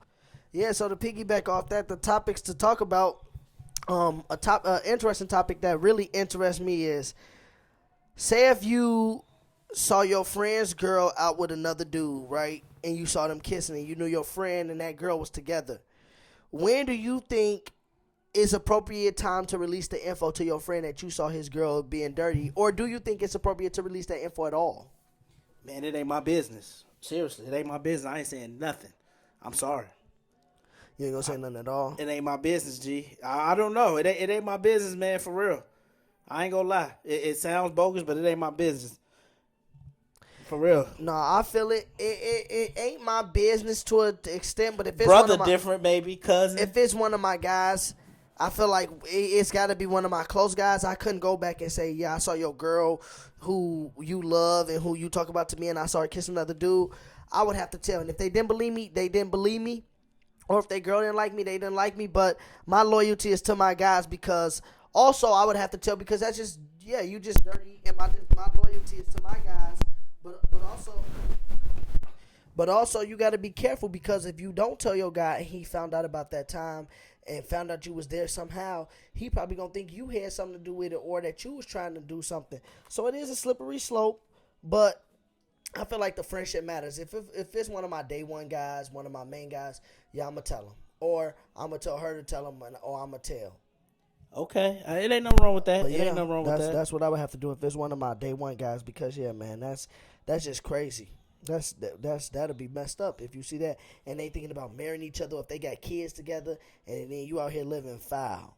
I mean, Yeah, I don't know, but sometimes you tell them and they get mad at you. I don't Because know. no, I'm not, like I said, my loyalty to my guy. I'm sorry if I he feel doing you. stuff I'm not gonna tell on him. You gonna have to catch him, sweetheart. But just like her loyalty to her friend, she wouldn't tell she gonna tell her friend guy that, yeah, he cheating. So it goes both ways. Yeah, no, that's true. It definitely go both ways. Yeah, I try to stay out of people's business though, but No, I feel that. you telling your guy ain't nothing wrong with it. No, I feel it. I mean, I'm not gonna tell him right away. For me, it's tough. It's not something that I'm gonna just say, "Oh, I'm telling him." I would be a right little away. shook though. I'm saying I ain't gonna say I'm gonna tell him right away. I'm just saying, like, it'd be tough for me to know, like, oh, they got a family. My family hang out with their family. We do family stuff together, and then she out here living foul, and he trying to marry her. I just think that, yeah, I'm gonna just have to let bro know and let him make his decision, put all cards on the table, so he ain't out here getting lied to. You feel me? Bros before. No, I'm just playing. But yeah, man, that's what I'm saying. My loyalty would be to one of the guys. Let's talk about. Let's stay on the couple topic. Who is your, now? This one is just an opinion based couple topics. Who is your favorite TV couple? It could be movie, television show. You know, any of them. Just who is your favorite TV couple? Dig, my favorite TV couple definitely Martin and Gina. My second favorite sitcom of all time, Martin. I'm gonna go Martin and Gina. Their chemistry was just perfect, except season 5, but the chemistry was perfect, and I feel like they had perfect friends for their relationship and stuff. And I like how they went with the storyline with it, how they moved in together. So that was my favorite couple. Of course, it's a lot. Family Matters couple, the husband and wife, and then I'm going to go with Fresh Prince also. But Martin and Gina, my favorite. What about yours? Yeah, I mean, see, people going to be like, y'all been agreeing a lot, because Martin and Gina my favorite, Man, too. for real, they because, chemistry. Yeah, they just had that, yeah, and like I said, the one thing I like about Martin and Gina, Gina used to try to change Martin, but Martin still was himself so much enough that made Gina like him, because she liked it that Martin, but she also just wanted him to be appropriate. Yeah. And Martin had the good balance on how he knew how to treat her, but still be himself, be authentic, be with his guys, and still be with his girl. And that's what I'd be like, man, I just want that relationship like Martin and Gina, because I felt like they had the perfect balance. Even though they didn't get each other all the time, they were still able to just respect each other's differences and still come together. But some of my other ones, my honorable mentions that was real close. I know Ray gonna be like, Roger, you ain't put Dwayne Wade and Whitley in there. But some of mine that's real close is Dwayne and Whitley. Yvette and Jody for Baby Boy, Dwayne Wade and Whitley. I like yeah, that. You know, that's some street love for you. You know, some young love, some hood love right there. Yvette and Jody, and plus Yvette was just, But yeah, Jody was wilding in that one. And then my other couple This brings back like high school, that high school boo you had, where you wanted to just be with your high school boo, go to the movies, go skate ATL. People forget about T.I. and Nunu. Oh yeah, that's London, one of man. the top couples too. That was that high school love right there, where you just wanted to get you a high school shorty, go skating, go to the movies. What about Love and Basketball? Do they count? Not really. Love and Basketball count. They ended up getting married. To me, that's a good one. That's basically like the beefed up version of an ATL, where they was in high school together, where they flirted with each other but didn't really go there. And what then about in college Nikki they got Parker, together. Professor Oakville? No, I'm just playing. Let me stop. Well, she kind of forced her way into that one. A lot of women do that nowadays, though, where they just be around, and guys do that too. Then they say, you know what, skip it. Let's just be together. Let's just go together. So that was what Nikki. That's what Nikki did. Probably used to hate that. Like, I'd never chase a man like that. But yeah, them some of my favorite celebrity couples or TV couples, that wasn't that real, or that was good on TV together. So yeah, y'all, that was a little couple segment we had, just talking about couples. Let's talk about some stuff that's coming up here, Mike. This weekend is a big day on Sunday. We already know it's Mother's Day. This Sunday, is you doing anything special? I know Mama cooking on Sunday, some food, some grub. We was all gonna come over, but you doing anything special for your wife, or what do you got to say? Is there any mothers you want to give a shout out to? Yeah, I want my grandmas, mothers, even my cousins who are mothers now, sisters who are mothers now. Give a shout out to all of them, all the mothers. I ain't doing too much. I'm lame when I do it. I just give them a gift and then say Happy Mother's Day, and then call it a day. Really, I should be more creative, but that's really what I do. Give them a gift and call them and say Happy Mother's Day. I think that's good enough for them. They want to just hear your voice and stuff. So, no, I feel you. I agree with that. I want to give a shout out to all the mothers out there. It's a lot of us in our family. A lot special mothers out there. Shout out to Ashley Hobbs, Desiree Richmond, Dee Dee, all y'all. All the mothers. I can't go through the list. So all my cousins, aunties, everybody. It's too many to name. They get mad sister-in-law, everybody. So this day, do something special for the ladies on Sunday. It's y'all day to day. Mothers deserve it. Y'all a big part of what the kids do. Making sure the kids is good in the household. Y'all make sure the household is upright. So mothers do a lot, put up with a lot. So we appreciate y'all. We want to give y'all a shout out this episode. So enjoy y'all day on Sunday. And yeah, that's going to be a good time to spend it with family, spend it with your kids, spend it with your family, spend it with your parents if you can, but also be safe during this quarantine and things like that, because that stuff is still going on. So I know a lot of people ain't going to be going out in restaurants, so it's going to be good to see some of the creativity that people do throughout their house or, with their family. So I'm looking forward to seeing that this weekend. You got anything else going on this weekend? Anything special, any events or something like that during this quarantine? Not too much, still quarantining. Definitely probably get the kids outside, just maybe on a walk, maybe even take them to a little empty park across from my apartment and stuff, get them outside, Don't put them around too much germs, but definitely I'm going to relax, be in the house, probably watch some movies, watch some NBA games, just normal, try to play some video games. I never play video games more, but I'm going to do something, bum it up in the house, do some push-ups, I need to. What's one thing you're looking forward to do after the quarantine? Like, what's one of the first things you're gonna be able to that you want to do? I'm getting in that gym, Lifetime. I'm going to Lifetime for real. Okay. So actually, that's the second thing I'm gonna do. The first thing. The first thing I'm gonna do, get a haircut. I'm gonna get a nice fresh fade. I'm definitely getting a nice fresh fade because I need one. And then hitting the gym because I need to get serious on this, man. But yeah, what about you? What you about to do this weekend and after this quarantine? I ain't got no plans this weekend. I just been kind of going day by day. The other day, we ended up going golfing, didn't have no plans. So who knows what this weekend brings. I mean, I'm down to just do anything to chill. I mean, if it's beautiful, get outside, go on a walk, just enjoy the outdoors, because being cooped up in these houses during quarantine can drive one crazy. So I'm going to just be looking for a good day, chilling with family, you, Didi, Mama, chilling with the loved ones. And what I'm looking to do for after the quarantine is I'm looking to just go back and be social and go to events and hang out with friends and family and go to events like sporting events, go to games or, go out to a bar, have a drink with friends and stuff like that.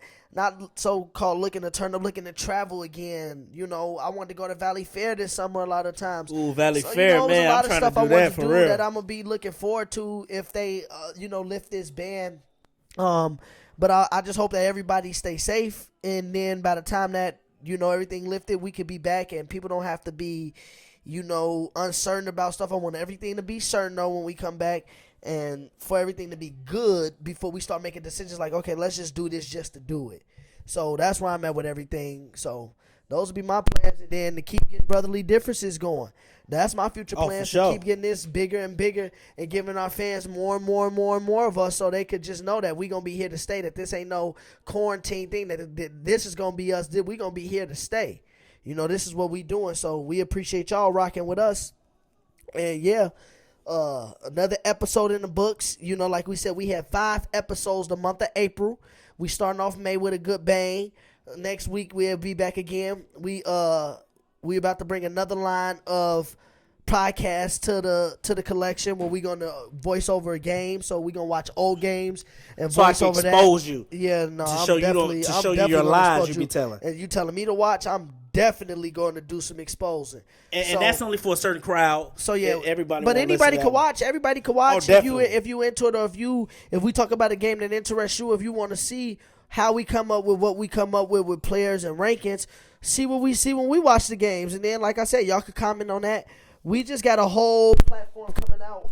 We got a whole platform coming out that we trying to do for the people. We trying to keep y'all engaged. We trying to keep the different people engaged, all types of people, a variety of people. We just trying to be out there. So, like I said, this episode in this Real Talk section, that's what we trying to get out. We appreciate y'all. We really out here trying to, like I said, do this for the people. So we don't want y'all to think that we doing this for a specific group. We doing this for everybody. This is going to be a part of everybody's show. All right? So that's what we want. That's what we want y'all to know. Man, for real. But yeah, no. What you got anything else you want to add? Definitely. Continue to follow us on Twitter. Continue to listen to updates on Twitter and Facebook. Yeah, we good. Definitely continue to listen to definitely continue to follow us on Twitter. Definitely follow us on Facebook and stuff. Continue to listen to our updates. And we gonna continue to get y'all shows, man. Subscribe to our YouTube channel. Get our views and subscribers up, man. For real. We talking good stuff. Give us ideas. But man, we'll see y'all next week. Make sure y'all watch The Last Dance. Peace out.